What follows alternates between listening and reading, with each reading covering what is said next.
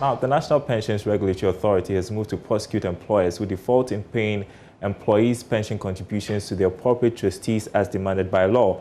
According to its chief executive, Hayford Atta-Kofi, the powers to prosecute defaulters will make his outfit's operations easier and increase transparency. He further revealed that the Pensions College will begin operations in the second quarter of this year. Key things that we've rolled out this year: we have introduced a risk-based supervision system, which is going to help us to automate our work and to be able to regulate the industry and get real reports from them in terms of the risks that are available in the industry. So we have put in this supervision system, which we want you to understand.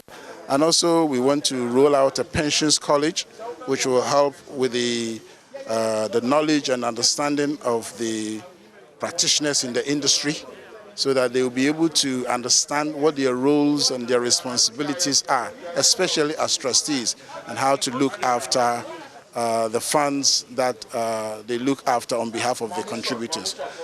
And then also we have been given the powers to prosecute.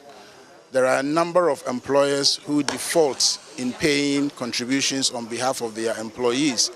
And when they retire, it becomes very difficult for them to retire on decent pension. And we've been given that powers to be able to prosecute these defaulting employers. So in fact, it was a gap in the law, in the sense that at the very beginning, SSNIT, which is a provider and also the manager of Tier 1, was given the powers to prosecute.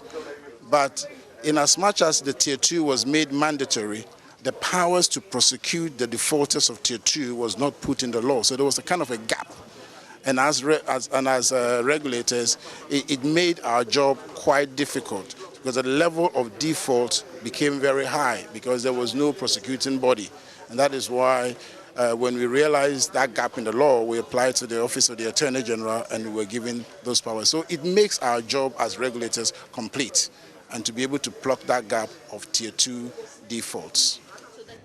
So about 15 employers are currently facing criminal prosecution for failing to pay pension contributions of their workers.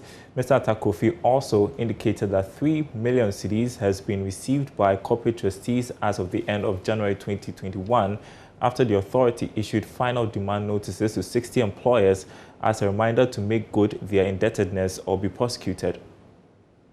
Beginning of since July 2020, we wrote to quite a number of them on various sums that they still owe their contributors. And we were expecting about 4.7 million, which was in arrears. And so far we've been able to realize 3 million. But there are some employers who have still not responded.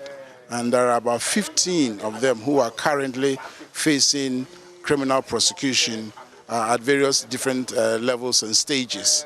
And we hope to be able to get the 1.7, which is still outstanding from these employers.